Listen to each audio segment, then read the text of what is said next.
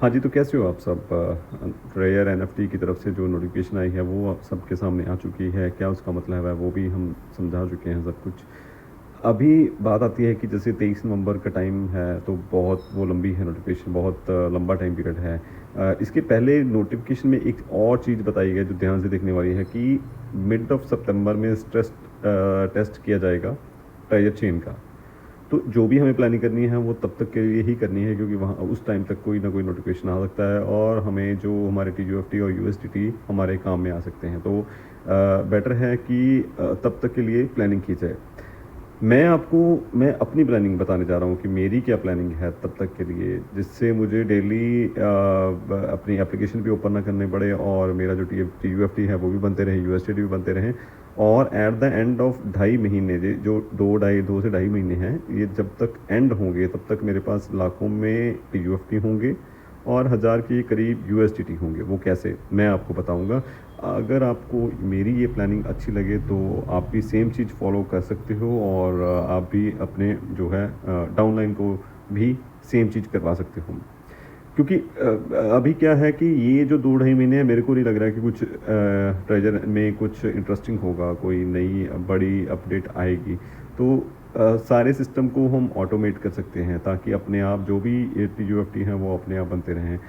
तो हमारे पास 2 से 3 तरह की जो है अर्निंग, इससे भी ज़्यादा है वैसे तो 4 तरह की है। रिजर्वेशन भी अगर हम करें तो 4 तरह की अर्निंग है यहाँ पे। सबसे पहले तो जैसे मैंने ये स्टेकिंग पे लगाया हुआ है, जो ये हमारे यूएसडीटी जो मेरे पास थे कुछ करीब 380 के करीब थे, तो 50 मैंने फिर भी रिजर्वेशन के लिए रखे। 330 के करीब जो है मैंने स्टेकिंग पे लगाए हैं।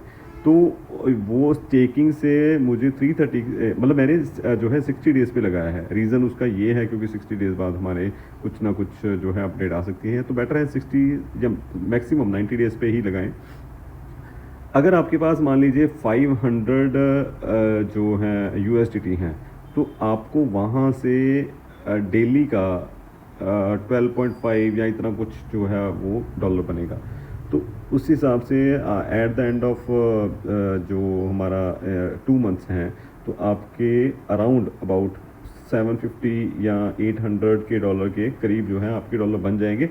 और प्लस जो हमारे 500 हैं वो अलग से, क्योंकि वो हमारे जब हम इसको हमारी जिन्होंने अर्न पे लगा चुके हैं उनको पता है, जब हमारा ये ख़त्म होता है तो हम रिडीम करते हैं तो हमारा प्रिंसिपल अमाउंट भी आ जाता है और जो हमने अर्न पे जो आया है, इनकम आई है, वो भी हमारा रिकवर हो जाता है सारा। इसके अलावा जैसे ऐसे ये हमारा स्टेक पे लगा हुआ है, ठीक है, जो हमारी 2000 वाली जो एनएफटी थी, तो वो मेरे 9 दिन पड़े हैं अभी इसमें पूरे होने में। जब 9 दिन पूरे हो जाएंगे तो मेरे पास 40,000 यूएफटी होंगे इससे जो निकलेंगे।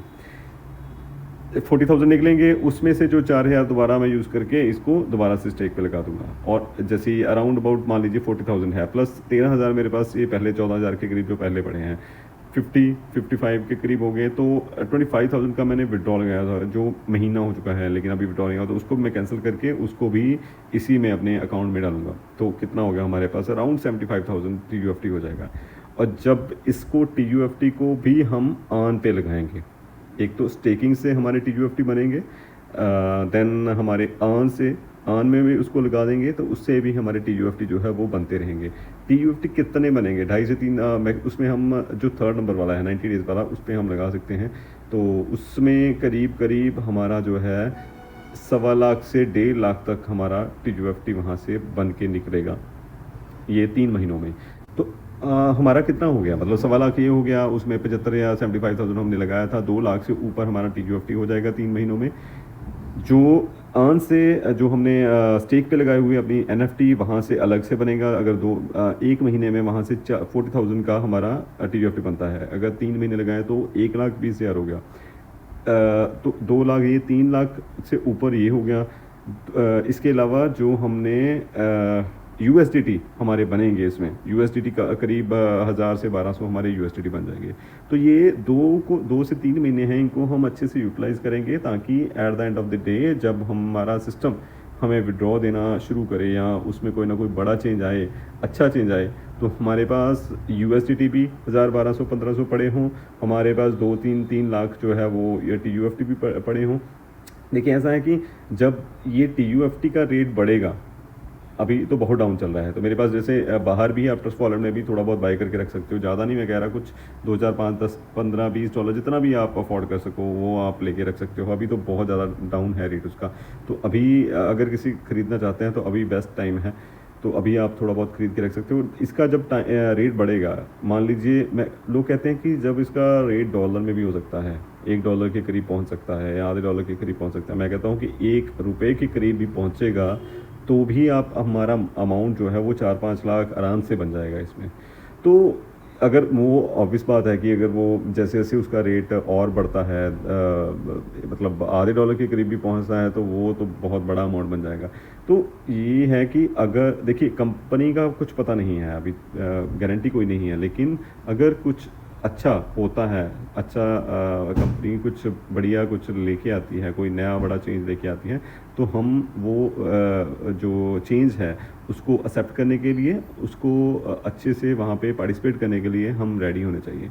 तो इसलिए आप ये चीज़ें कर सकते हो ताकि हमें डेली जो है वो ऐप भी ओपन ना करना पड़े और सब कुछ ऑटोमेटिकली हमारे TUFT भी बनते रहें, USDT भी बनते रहें।